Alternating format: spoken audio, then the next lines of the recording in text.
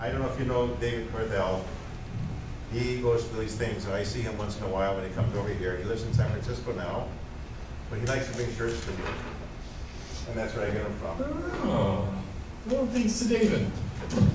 So Brian will take that, and now I owe you, Brian, another 6.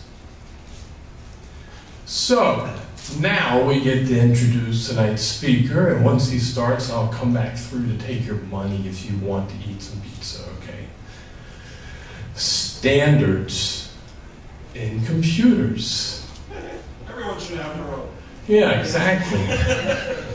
And what does that have to do with a letter jacket? So, 25 years ago, it's a bit of a stretch, but I've got a high school reunion coming up, so I'm like prepping for it. But 25 years ago, there was a standard.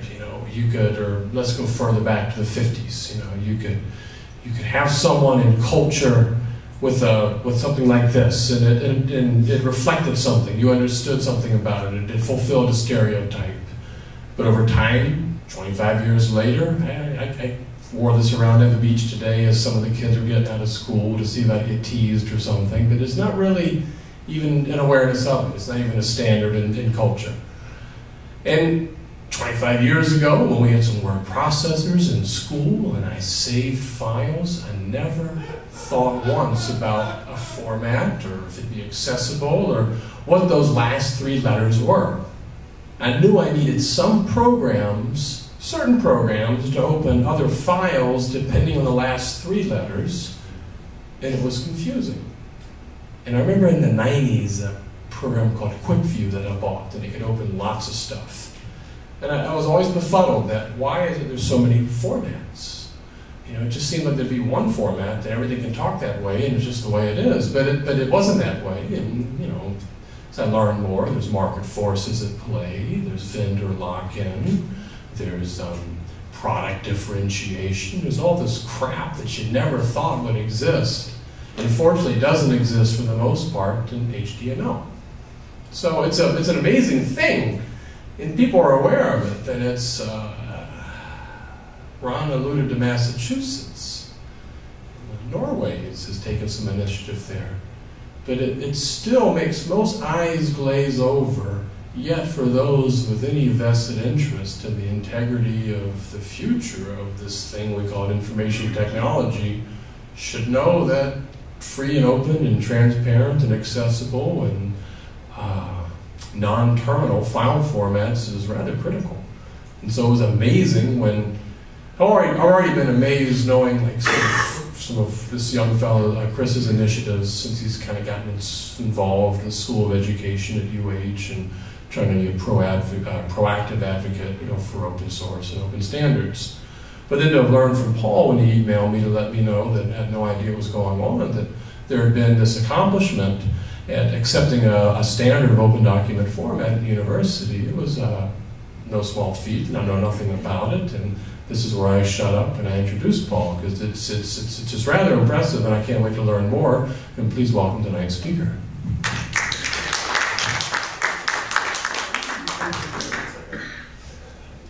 Hi, and thanks. I'm actually going to, in a moment, turn the mic over to Chris and let him start this off. But I was thinking about talking to this group today, and I remembered, after I'd already committed to speak, that I had this conversation with Scott at the Pan-Pacific Distance Learning Association conference about 4 or 5 years ago. And I was talking at that time about having launched a distance ed program in teacher certification areas. So we had just gotten off the ground with saying to everybody on the neighbor islands in Hawaii, hey, for the first time, we're going to offer a program in your neighborhood every year, and you're going to have access to it, and here's what's required of you.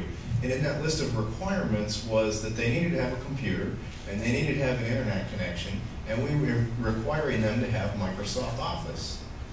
And Scott raised his hand afterward as part of the Q&A session. He said, why are you standardizing on Microsoft Office? Why not something like XML? And I remember thinking at the time, damn it, Scott. No, I'm kidding, Scott. It was a great question. Lots of people say that. No, it was a great question. But the truth of the matter is resistance. and what is the course of least resistance that's going to let the organization get its goals accomplished. And at that time, we did not have the momentum or the critical mass to take that issue on. We ran across some situations this year that made it the right time. And I'm going to talk to you tonight about why I think it is the right time to take that issue on, and it wasn't 4 years ago for our organization. But because Chris and I didn't really know who was going to be in the audience or what kind of terminology would be common denominator, we wanted to have him lead this off and talk to you about standards and file formats, and then I'm going to talk to you about the organizational aspect of it. But just by a little bit more introduction to myself, I'm on the faculty in educational technology, and I pretend that I know more about technology than the rest of the folks in the college. Usually, in terms of faculty, that's accurate. Chris and I make a really good team because he is into development and network infrastructures and the really nitty-gritty aspects of getting programs and systems up and running. And most of the time, I can understand what he's talking about. And I also trust his judgment. On the flip side of that, I am a member of the Dean's Office, and I'm also a tenured faculty member, and for the most part, I think, in the college, our office has garnered some good reputation and some credibility. So between the two of us, we have a pretty good approach going. I like to think of it that way. We're a pretty good team. And without any more introduction, I'll turn you over to Chris, and I'll come back in just a minute and talk to you about where we're at in college. Cool. I'm going to see if this little desktop mic works. Hold on. Just flip the both off. Okay, so and then there's a rocker switch on the front. Okay, how's that? Yep. Okay, cool. Awesome. Yeah, we forgot our clicker tonight, so it's manual mode. We So- have this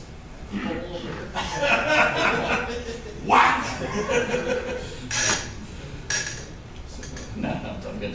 So, sounds like most of us here are pretty technically literate, so I'm going to go kind of quick through the data formats.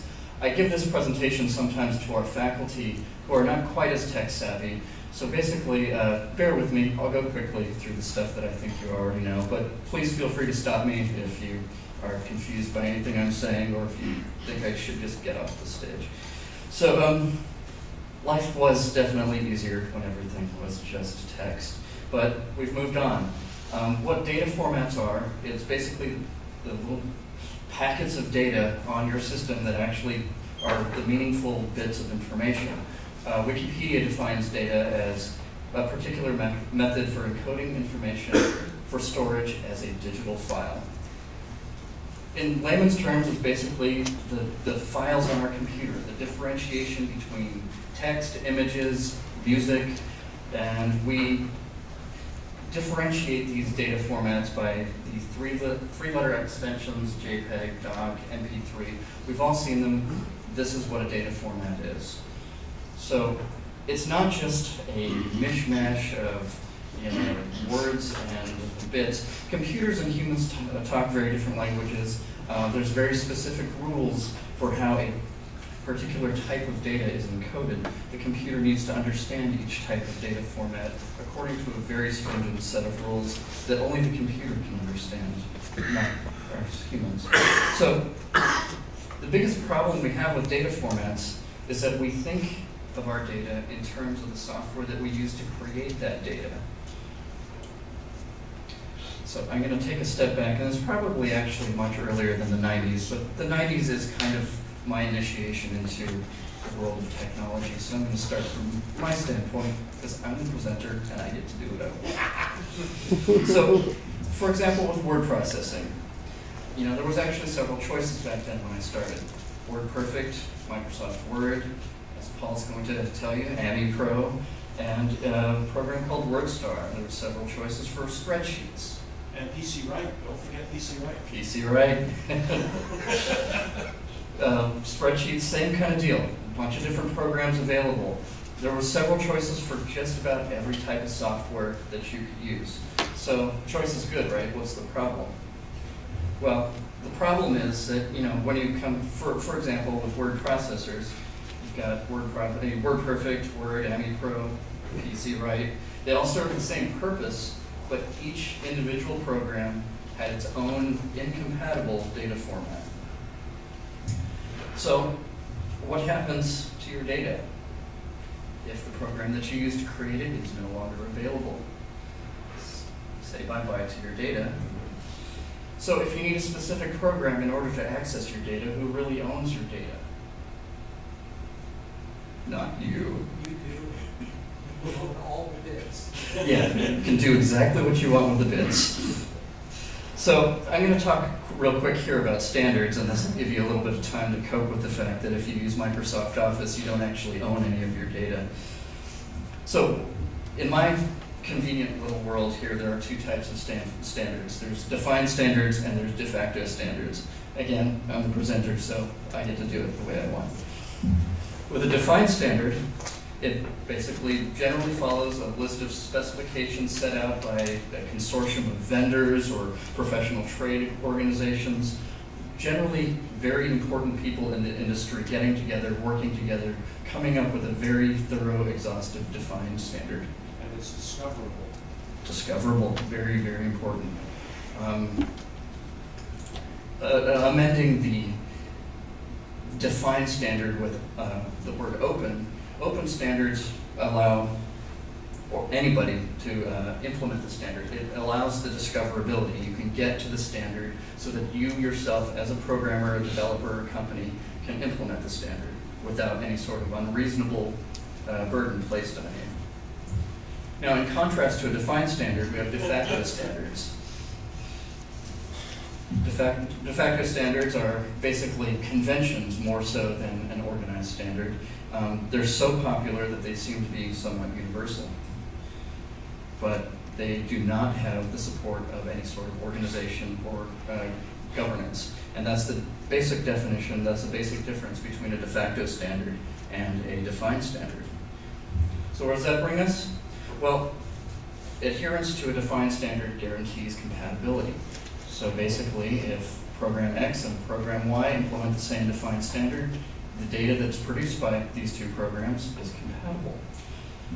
With a de facto standard, there's no way to guarantee compatibility because whoever owns the standard and is not sharing, they can basically change it anytime they want, and they have.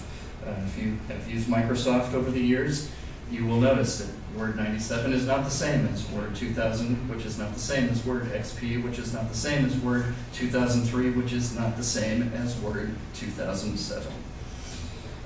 So, in other words, to boil it all down, defined standards are good. De facto standards, not so good. Open standards, ultra, mega, plus, plus good. So that's double plus good. Okay, so now comes to the part of my presentation where I'm going to quiz you. The Microsoft Office data formats, .doc, .ppt, .xls, they're not controlled by a standards organization. So what kind of standard is Microsoft Office? Yeah. Very good. Not so good. Oh, come on, be honest. Not what you really think. So, what do standards have to do with data formats? Well, imagine if the data formats adhere to open standards. Basically what that would mean is that your data would be accessible by any software that supported the standard. Your data would be decoupled from the application that you used to create it. You wouldn't have this terminology of a Microsoft Word document. You would have a word processing document, a spreadsheet, a presentation. So, in conclusion here, open data standards, true ownership of your data. So now I'm going to hand it over to Paul, and Paul's going to discuss how this interacts with our organization. Oh. Well, question / note or something. It's my understanding that at least prior to the XML-based Microsoft de facto standards, that Microsoft document, .doc format file is actually an in-memory image of the data being used by the Word program. Exactly. Yes. Which is horrible. Yeah. So basically, did you all hear the question?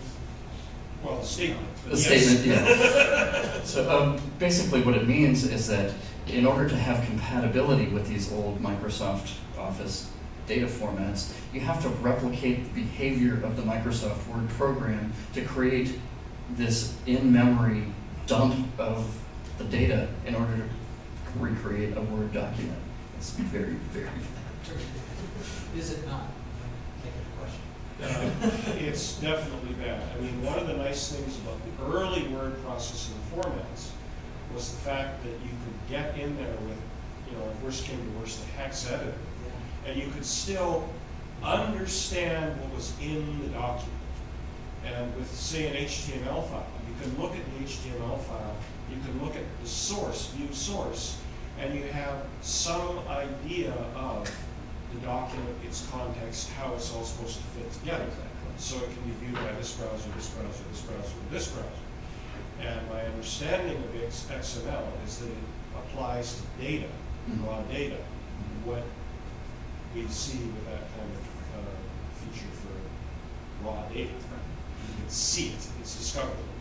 And building on your HTML example, if you look at the industry, there's no shortage of commercial and open source programs to write and edit HTML. So clearly, open standards does not mean you can't have a commercially successful program. Look at Dreamweaver, look at the Adobe suites. I guess they're one and the same now. But the point being, open standards does not equate to necessarily open source, but the two are a nice marriage.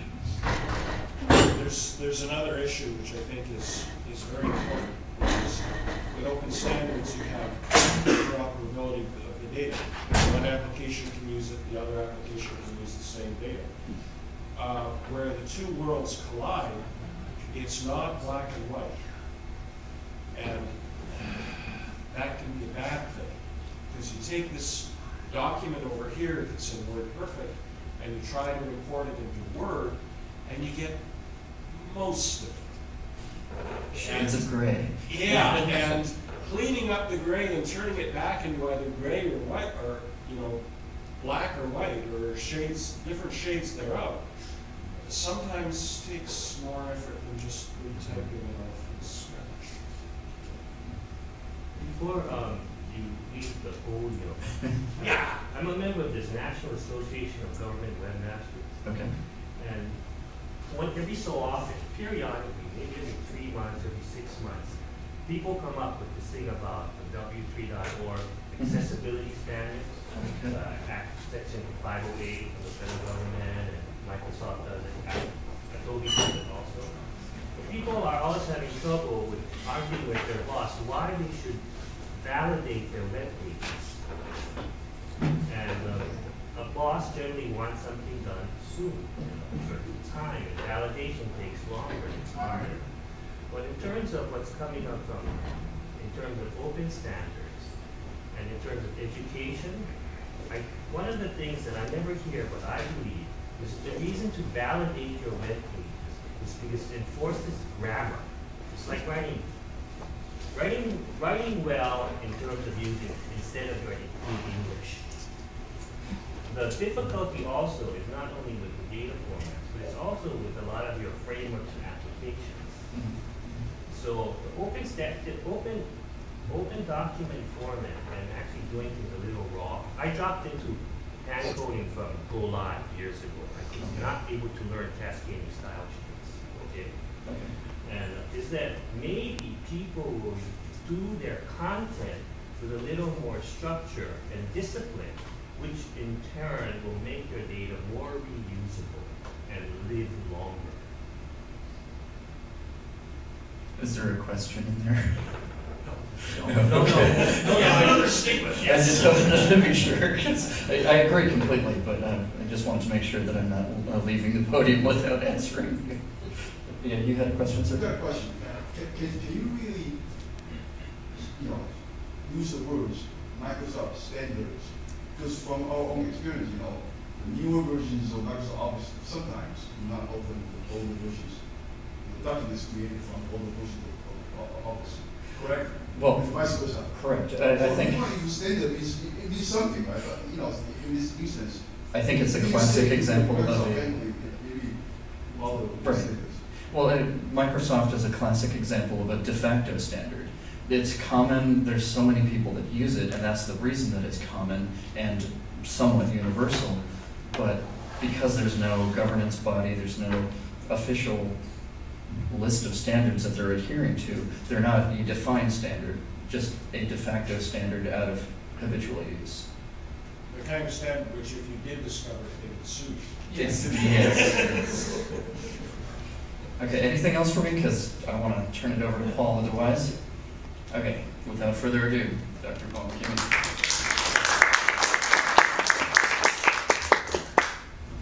Thanks, Chris. Okay. Document formats 2008 and beyond. I have given this presentation in a modified format several times to the college, and I guess by way of intro, before I even talk about the college, can you hear me without the mic? Yeah. Can you hear me okay? Okay. Can you carry it around? My job comes into play The wires, after we the make wires. a decision that I don't think there's yours. something good that we want to take advantage of in technology. Because just because we find a good program or a good piece of software or a new idea that ought to be implemented doesn't mean that we can actually get an organization to use it. And that's always a problem, isn't it, to users? We have about 500 of them in the college, and they're across 3 major divisions. And this thing with Microsoft Office specifically, as our classic example of a de facto standard, is a really difficult one to address. And the reason that I had to give Scott that answer 4 years ago when he asked me why we're standardizing on Microsoft Office is, it's a big issue to try and get people to change. Scott here. Especially when you're in, I'll take questions in just a minute, thanks. Especially when you're in an organization where the technology proficiency level of your users is relatively low. I have to explain terminology to college faculty all the time. And we're making some really good progress in improving their technology proficiency and their ability to use software and their ability to integrate technology into their educational practices. And we're still way down here at ground level. So when Chris and I have a discussion about things, it's much different than having a discussion with faculty members. Much less asking them or getting them, which are 2 different things, to change some of their behavior. So what I'm going to go through today is a first step in the right direction, and I think we've had a success with moving towards open document formats as a standard in the college. And don't confuse having standardized on open document format with our faculty understanding it yet or making good use of it yet, but we've opened the door, and I'll share that with you. Okay, so a little bit more about the college. 500 people, approximately 3 major divisions.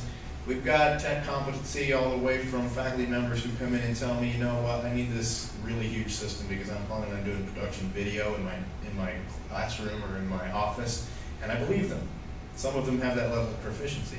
Others come in, and we actually had a retirement 2 years ago from a faculty member who refused to learn how to use email. And he retired without having learned how to use email as soon as 2 years ago. We have mixed operating systems, which makes our life hell sometimes, especially Chris's, because he's deploying new systems on both the Mac side and on the PC side, and we have had some success at minimizing the different hardware configurations, but definitely not standardizing them. Chris runs Linux in the server room. He shared with you that he's not Red Hat certified.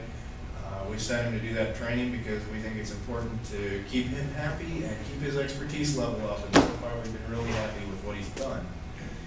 We have a partially centralized deployment system, so we went to that about 3 years ago to get a handle on the purchasing, procurement, and proliferation problems about buying computers for an organization of 500. And what happens now, for the most part, is when our faculty and staff buy computers, they get delivered to Chris's office. And we do some magic with them before we deliver them to a faculty member's office so that they show up at that office ready to be worked on. has antivirus software on it, has open office on it, whether or not they know it or not. We have a complete list of things that we deploy to our faculty members. It sets the stage for things later on when we want to introduce them to open office and they say, well, how do I get it? I said, you've already got it. So that was a nice one to pull on them this year. We have a technology committee that I use as Director of Technology and Distance Programs to vet some of these ideas and decide what the best procedure is to try and get them implemented. And then we have several decision-making bodies. We have the dean's staff, which are a couple of associate deans, an assistant dean, a couple of directors, the dean herself, and a larger group, the Dean's Council, which is made up of 9 different department chairs and multiple unit heads, and it's probably a body of 20 persons. And then there's the Faculty Senate, and the Faculty Senate is much bigger, probably 50 members, and they want to weigh in on anything that might affect academic operations of the college, right? So we have all these decision-making bodies, and we've actually taken this one to each one of them and sold them on this idea with a similar presentation. So here's our current problem, and this is why I'm going to tell you that now is the time for organizations to tackle the document format issue. 4 years ago, again back to my preliminary discussion with Scott, wasn't the right time because the user didn't have any motivation for tackling this problem or even trying to think about it. They were happy and content with Office XP. I guess maybe it was Office 2003 by that time, I don't remember. But the users today are unhappy all of a sudden. And why are they unhappy? Because somebody just sent them this darn .docx document and they don't know what to do with it. So they're calling you up and saying, what do I do with this thing? We have an inroad in having this discussion all of a sudden because they have some ownership in the issue all of a sudden.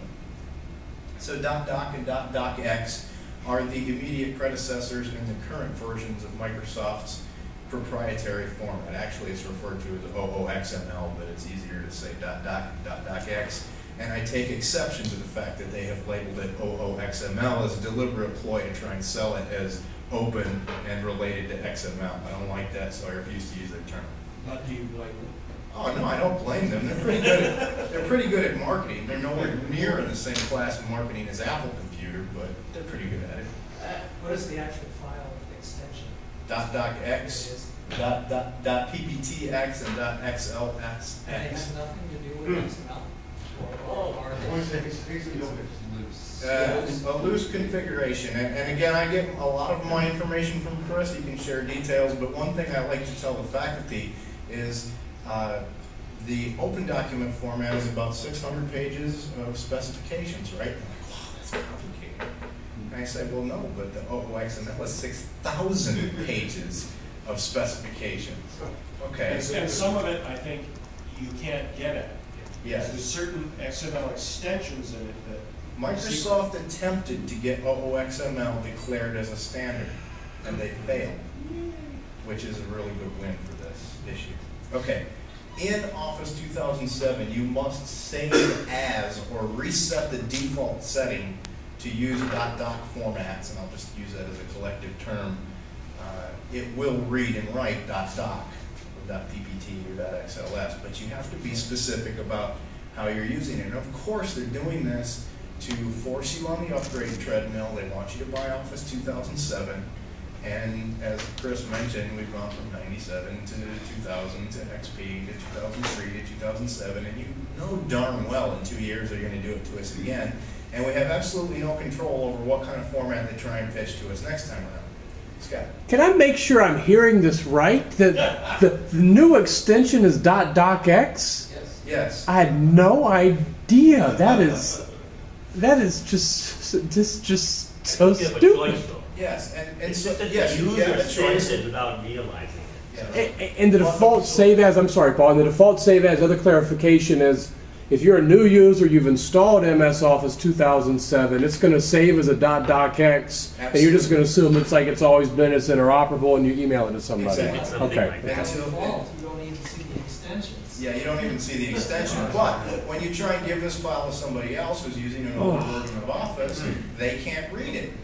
And that's exactly what Microsoft wants, because their solution is, oh, gee, I need to upgrade to 2007. Wow. Okay, if we stop for questions, I'm not going to get through this. I guarantee you I'll give you some time. Okay. And I already mentioned the prior versions cannot read .docx. So here's the bigger issue. We've already covered proprietary formats and open formats. I have to explain this when I give this pitch to the faculty members so that they understand that this means .docx, and whatever they come up with next. I mean, it's .2009, .2011, whatever it's going to be, they're going to keep us on this schedule. All right, so why do I care? In other words, in other formats, I would call what's in it for me.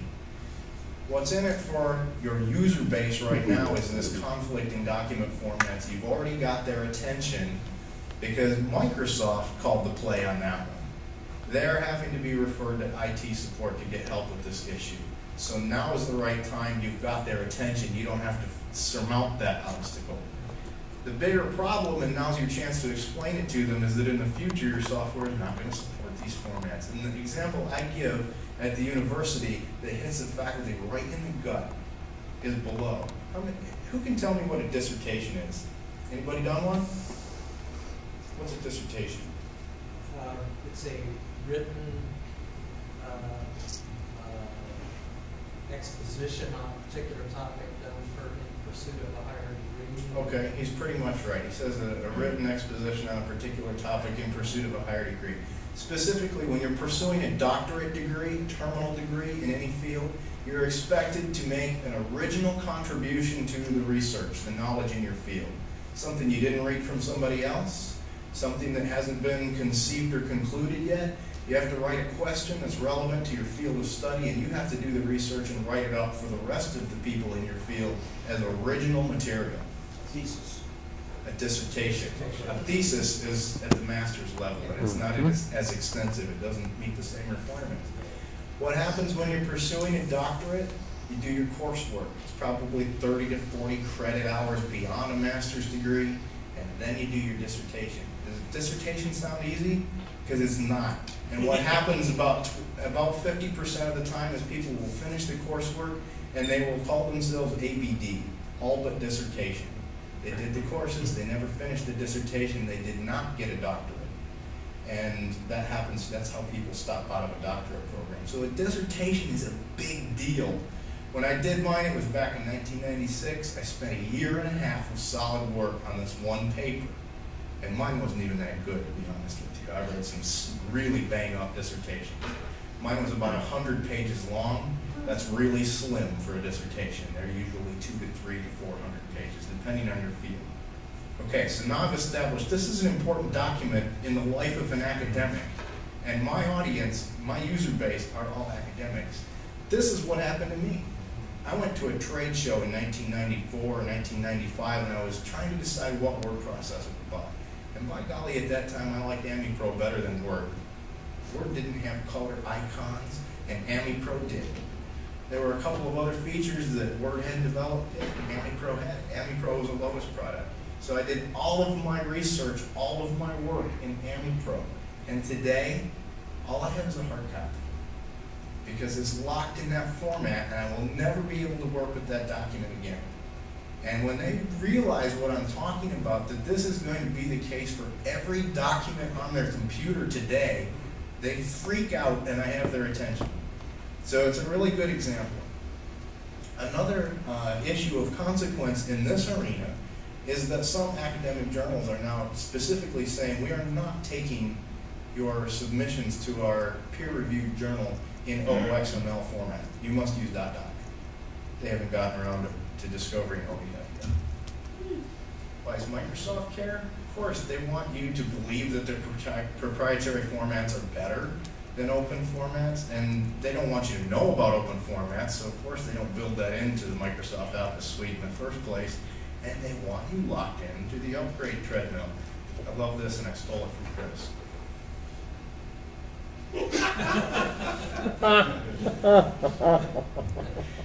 This is the game. So you understand the parameters now. Okay, we've talked about ODF. What does it mean? It's an international organization for standardization, approved standard. ODT, ODS, ODP are the file extensions you're likely to see. There are entire countries now that have standardized on ODF. There are major government institutions that have standardized on ODF, and there are various institutions that have gone this route. Are these actually ISO standards, or are they always ISO? The question was, is it an ISO standard? And Chris says yes. I'm so glad you came. So how do you use ODF? I will tell you, I'm not a big fan of OpenOffice yet. I'm expecting big things from release 3.0 this year, and I'm hoping they improve my user experience. But I actually like Microsoft Office. I like PowerPoint a whole lot better than I like Impress. And a year ago, I did a little experiment with myself, and I reassociated all my file extensions with OpenOffice and forced myself to use it exclusively for 2 weeks. And what I found out was that the word processing documents translated nearly perfectly, maybe around 98%. There were occasional problems with bulleting and numbering and kind of thing. I actually call it ODF, but you'll figure it out. And of course, Star Office, IBM, etc. So you're familiar with other Office suites. These are your choices in the marketplace. I do not believe Apple's suite uses ODF yet. I don't have a Mac, so I keep asking people and they tell me no. The Apple representative that I talked to last week told me that the Leopard operating system has something that uses ODT files natively, but I haven't really figured out what the extent of that is. Scott? Yeah, I'll follow up and say that Apple, with the recent release of Leopard, lets you save with its basic text editor as an open document text, ODT, and a Word 2003 XML format. First time they've done that with their text editor, that's a nice thing. Maybe it's a concession in the right direction, but it's definitely not as far as I need to go. And I've expressed that to our Apple rep and said, no, I'm not going to push your stuff until you get on board. What the Apple rep is probably referring to is most of the configuration files in Mac OS X 10.4 and 10.5 are in XML. Okay. The actual configuration files. Okay. That's it. Here, in regard to all of those issues that I just described and Chris shared with you, here was the recommendation that our tech committee came up with. Let's declare a standard for this organization that says for current and future College of Ed business, we will have a dual standard. We're okay with Open Office or Open Document format, and we're okay with Microsoft Office 2003 format. We don't want to scare our users. We don't want to tell them all of a sudden, well, you can't use that format you've been using for the last 5 or 10 years. But at the same time, we're opening the door and introducing them to the concept of ODF formats. And stopping the treadmill. And the second part of this is the most important one. We specifically reject the Office 2007 OOXML format. We're not going to use it. We tell our individual departments and faculty members, you can upgrade to Office 2007 if you want to, but we're not going to do it for you. You have to do that at your own expense. And if you choose to do it, you still have to use these formats that we've decided to standardize on. So this is why I tell you the fact that we have this standard in place now doesn't necessarily mean that our faculty and staff understand this issue completely. But what it does do is open the door for us to start doing business in ODF formats and start getting them warmed up and used to the idea. Interestingly, here are a couple suggestions for you. If you use Google and look up rejects OOXML, you'll get a huge number of hits because there are organizations and boards and governments that have chosen to do that. And also, another organization, the ODF Alliance, will tell you exactly which institutions and governments have standardized on ODF today. And there are a lot of them. So here's the process that we followed.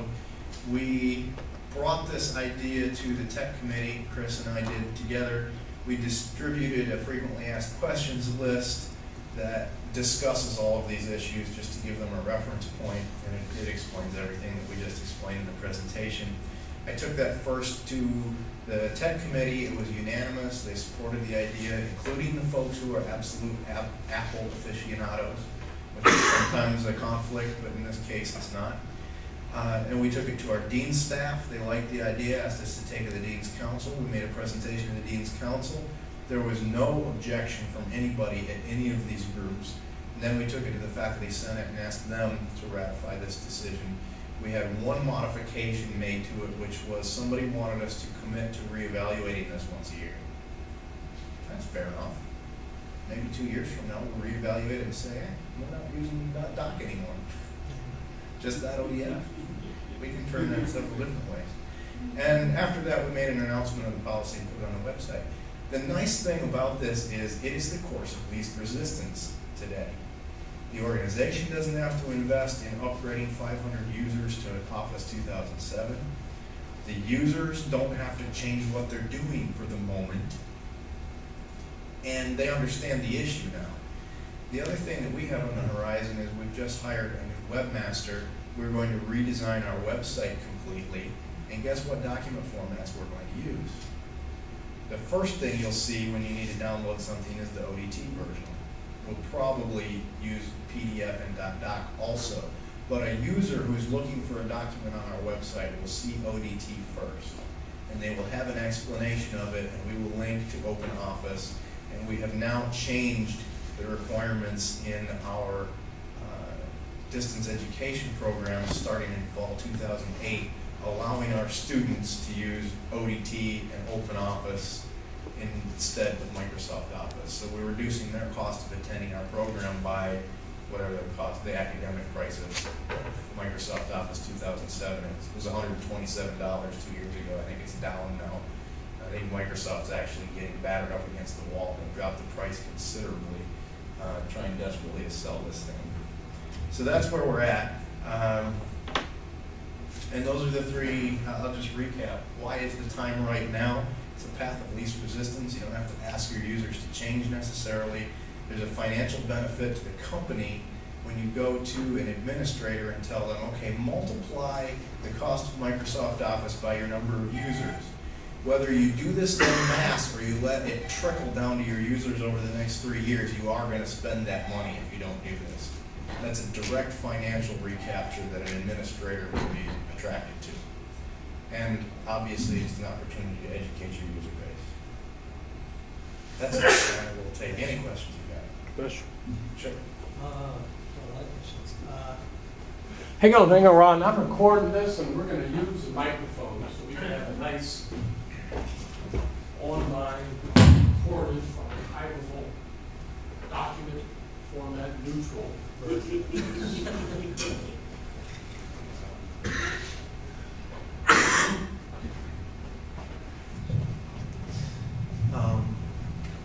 I guess one question is, has there been any interest from the other colleges and schools within the university community to follow your model? And another would be, in addition to the cost of the actual upgrade cost, both administrative and the license, seems like there's also, you could also make a pretty good estimate of the amount of money you save by not having users dorking around trying to, play who's got this version of Word or whatever, just to be able to read something to get an email. Yeah. That probably could have been put in text, but a lot of people like to use Word for their email editors. Yeah, to answer the first part of that question, this is fairly new, and I think we declared the policy as having been ratified in November, so it's probably only 6 or 7 weeks old. And I don't think other units at UH are even aware of it yet, although I have mentioned it to a few people and they're interested in the idea. A couple of ways we're going to follow up.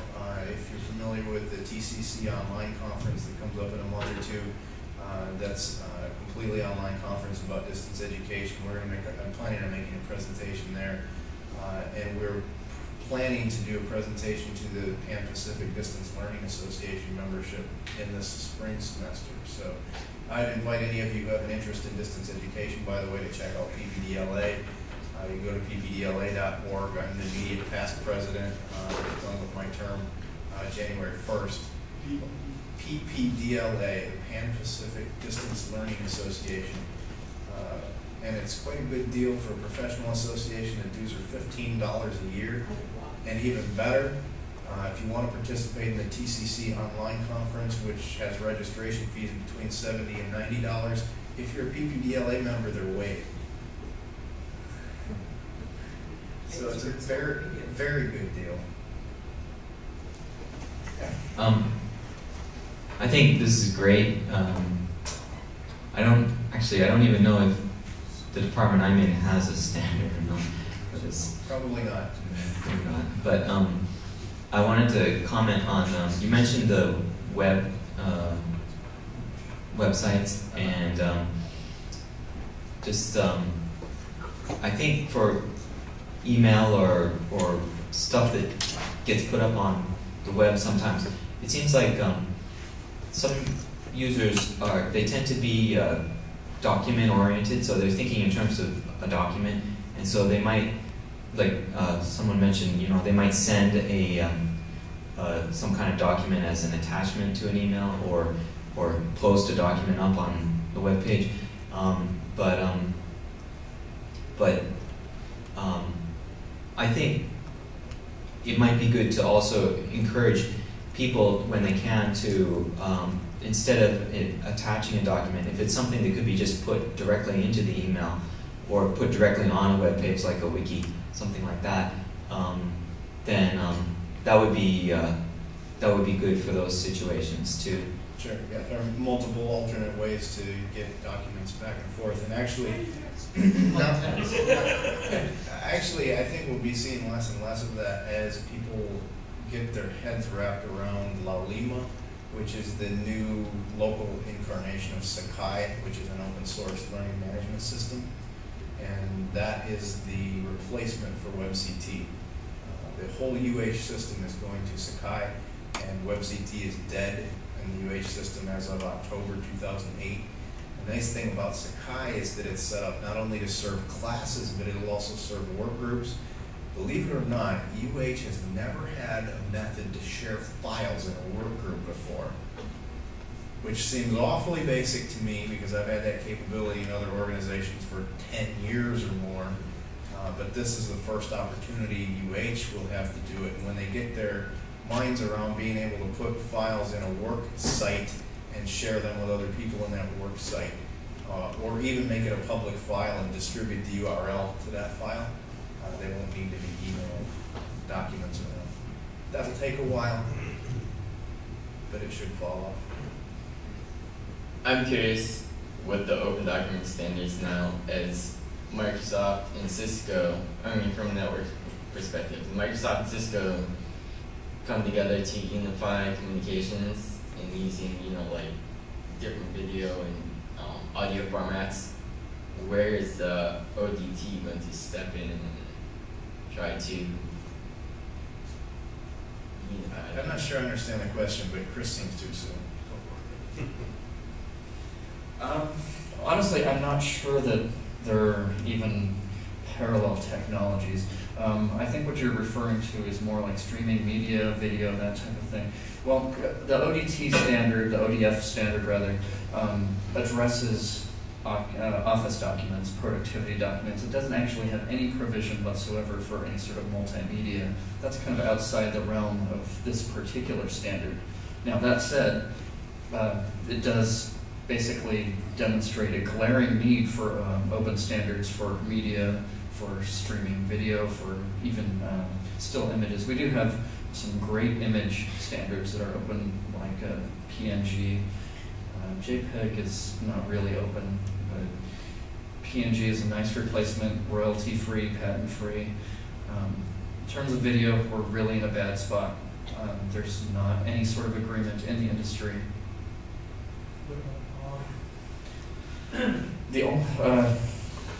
Ron here is asking, what about OGG? OGG is a great format, but the problem is that no hardware vendors are implementing it. So when it comes to things like your iPod or any sort of media player, when it comes to commercially supported software, Microsoft is not supporting OGG, Apple's not supporting OGG. So regardless of whether it's a good technology or not, nobody's supporting it, except for Linux, and I guess we're the ones having all the fun. Sony supports OGG. Okay. I don't understand why this thing about. I got nothing against Windows, primarily because I believe in Acrobat, and so I have to be tied to probably a proprietary OS. because those are the guys who write printer drivers, and that's what Acrobat is. And I believe that Acrobat is digital. I mean, but anyway, PDF is digital. Now, I don't understand why it's taken so long for the educators to shift to allowing their students to use a free software program to learn how to do basic word processing and spreadsheets. When I was, after 9/11, I was out of work for a while. That's an easy one if I can tackle it right now, because it means that the educator would have to learn the software.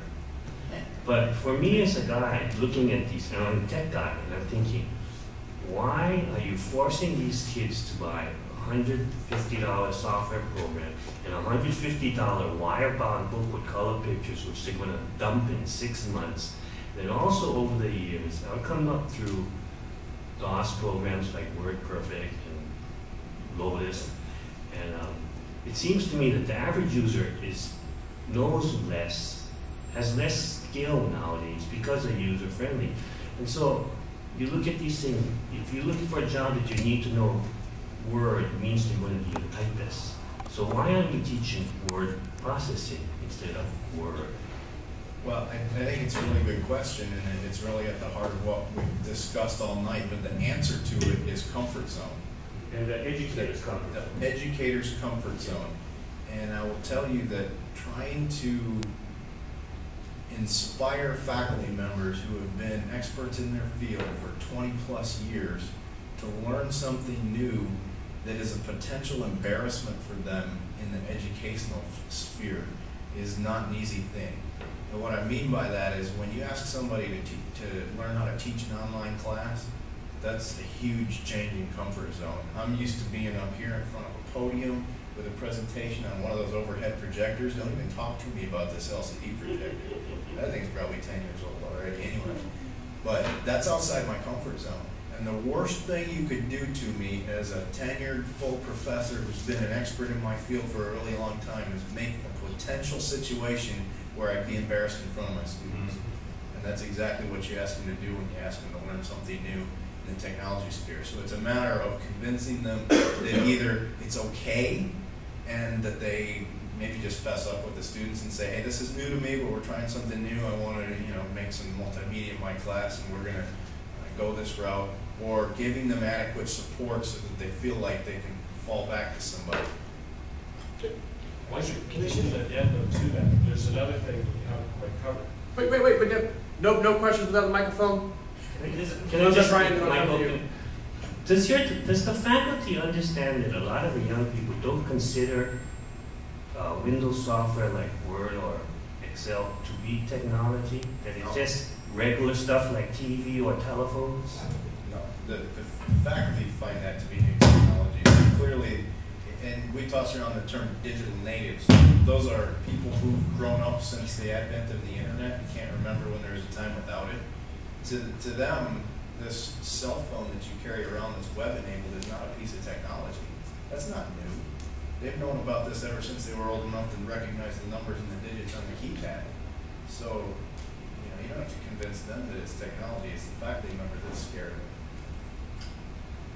There's the other issue. The faculty member does not have to pull open their wallet and spend $130, $140. They just say, oh, I need a new PC. It needs to have this, it needs to have this, it needs to have this, and it magically arrives, fully prepared and on their desk. Whereas the poor student, no. Well, that's an interesting statement. In some respects, it's true, and it depends on what department and unit and procedures are. I'm sure it's an oversimplification. One of the things that the other policy that this revelation opens the doors to is that we will probably, and this hasn't yet been decided or implemented, we will probably at some point stop distributing Microsoft Office with our new deployments. And we'll be distributing OpenOffice and making the statement, pushing that decision down to the department level instead of the college level, and saying, if you have a compelling reason that you need to buy Microsoft Office, spend it out of your budget, not the college's budget. Then it doesn't magically appear from the air. There's all of a sudden there's this trade-off. if I spend $150 on this new version of Microsoft Office, that means I can't get a digital camera, or I can't do whatever it is, travel to a conference, pay my professional dues. They have some budget responsibility for it. It's not in place yet, but we're definitely thinking in that direction. Are dissertations now acceptable in ODT format from the College of Education? Or do you? Yes, but I doubt if you asked a particular faculty member that question, if they would even comprehend what you asked them. Okay. Because, again, we've set the stage, but we haven't gotten through the implementation period. That's going to be over the next year or two. Okay. And what I anticipate will be very interesting is when we start posting to our new intranet, which we're about to develop, and to our public website, these ODT, ODS, and ODP files, and they start looking at it like, what's that? And we point them back to the decision that they made and say, this is what it is. That they will get it, and it's very simple at that point. Does the UH have dissertations online, or do you go through some third party? Usually, if you want to read somebody's dissertation, you can access it through the library. And there are actually digital services. I think they're probably paid, but maybe the UH library provides them. I don't know. Access to dissertations compiled across the country, across the world. I call that putting the purchasing decision in the hands of the user, fighting the opium addiction, Paul. Opium being other people's money. And in academia, I wrote an essay about this and played up the metaphors. And money spends a lot more easily when it's opium, and you don't really think about how much you have left. And vendors make it very possible and compelling to use opium as a teacher. And unfortunately, all of us as taxpayers are more than happy to supply all of the opium the education system needs. So I think that's a brilliant way to fight the, it's a subtle addiction. Two questions. The first one is, does a dissertation, can you turn a dissertation in on paper, printed? Oh, it definitely goes in on paper. Okay. I am a doctoral advisor to one person who's going to defend his dissertation in February, and I'm on the third revision. It's about this thick. So you those gloves. So that in that case, it doesn't matter what they what you must what submit it open. as a paper document. In fact, you must on the final copy have it bound. Oh yeah. Right. I forget about it. That was okay. Sorry. Interestingly, I mean, if you've never had any experience with dissertations or you're curious about them, all departments publicize the defense of dissertations and invite the public. So you could contact any department that has a doctoral program and say, hey, I'm kind of interested in listening in on dissertation defense. I love education, but higher education loses me, and I've taken set theory in math and in philosophy. And there's a certain point where it goes too far, so I can't feel the ground anymore. That's good or bad. Style for dissertations, everybody using EPA style? Question is there a standard for the style? The only ones I'm familiar with use APA as the standard, but the writing style is usually dictated by the field. So in education, social sciences, psychology, all use APA format that I'm aware of, but I'm sure there are others and probably different in the sciences. So the big question is what does the local university's Microsoft software rep think of what you're doing? We don't care.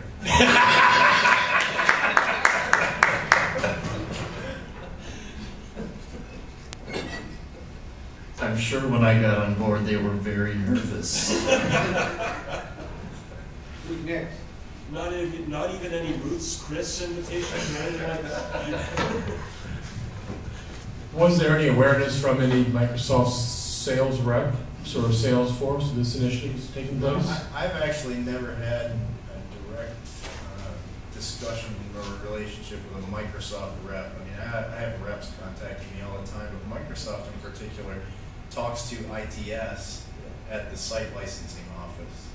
And so I'm not quite sure what their model is, but I'm pretty sure I understand it. So I'm not speaking definitively, but the UH, I think, pays a large sum of money for probably either an unlimited or very large quantity of licenses and then resells them at cheap prices to departments. So if I need to get a copy of Microsoft Office, I get it from UH's site license office, and I pay the site license office a fee that is less than I would buy it at the bookstore or something like that. So they handle it for the whole UH system.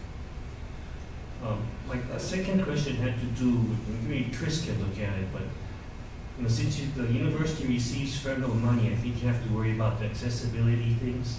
So maybe that ODT thing may not work for you.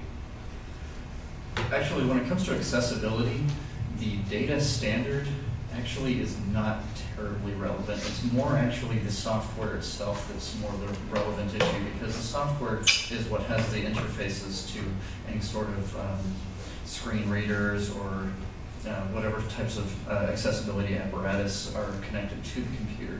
So for example, Microsoft definitely has the lion's share of the market when it comes to accessibility hardware and software. Well, with the ODF plugin to Microsoft Office, you can still interoperate with the ODF standard while still using Microsoft Office. So the accessibility is somewhat moot and not reliant at all on the data format. In terms of web pages, it might be great. In terms of the web, that's an entirely different standard. HTML really has very limited interoperability with ODF. It's really a completely different standard. Right. Now, the underlying sorry, actually, I just lost my train of thought. That's okay. I just thought I could bring it up. I would refer you, though, to the ODF Alliance site, because while I can't recall the information off the top of my head, I know they have addressed 501 or 508 compliance on that site. They'll discuss ODT ODF formats in the context of accessibility.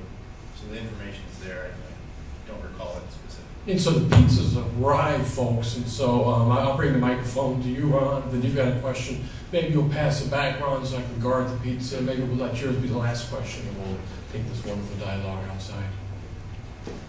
Just a quick question. There must be different versions of ODF formats as new features are added. Are they guaranteed by the standards process to be backward compatible? As far as I know, yes. The changes that I've seen so far have been very subtle, and I can't imagine that the old versions of the software would break on the new versions of the data format, because I think the tags are just ignored if it's not recognized. You might say something about maybe not all the features of your document. Right, exactly. That was kind of the same question I had. I guess these applications are pretty mature now, and so they're not changing as much as you did, 5 or 10 years ago. And but I was curious about how much how often the ODF standards change.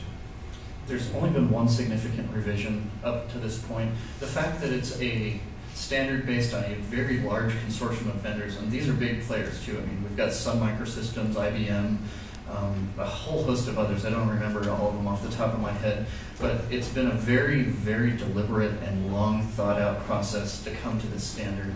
I mean, they pretty much, even Microsoft is a part of the board. They didn't participate at all, but they are part of the standards board that came up with ODF. That said, they worked on it so long and hard that they did cover most of the bases, so the changes really are very slow and infrequent because they're just not necessary. Thanks. All right. Well, I think Scott wants to wrap it up. Chris and I will stick around. At least I can speak for me because I drove him here. We'll stick around for a few minutes and grab a slice with you. Yeah, pretty much. What always happens is we carry the conversation outside and continue over food. But this was amazing, and we'll make an OGG and get this online to stream, and we'll share it. And thanks a lot, guys. Sounds great. Thanks. One last comment, and I always end with this when I'm talking to faculty, is that this is not a PowerPoint presentation. This is done in Open Office Impress.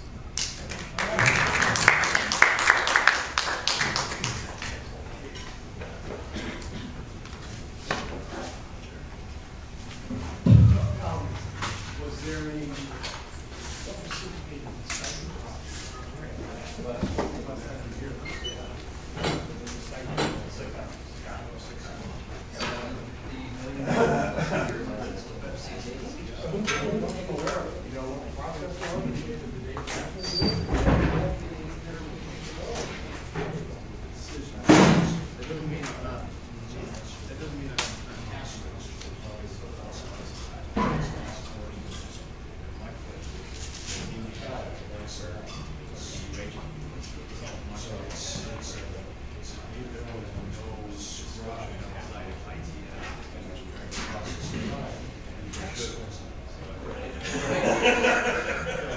Funny how that works. Yeah, anyway, we don't mind like moving.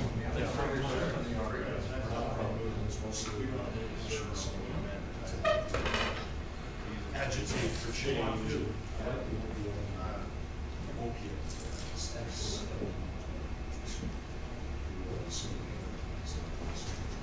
I forwarded an essay to you. I wrote a really good essay about that. I thought. Well, it's a big problem. I had a friend who just received and they finally decided, I'll get it back. And so we did various other things, and along comes this piece of software that was standardized on, SPSS. Statistical property. Oh, yes, there is a Mac version. Yes, it's $1,600. But the version she gets is $100, okay? And of course, that only runs under. So I'm sitting here, and they purchased the MacBook, okay? Nice, shiny.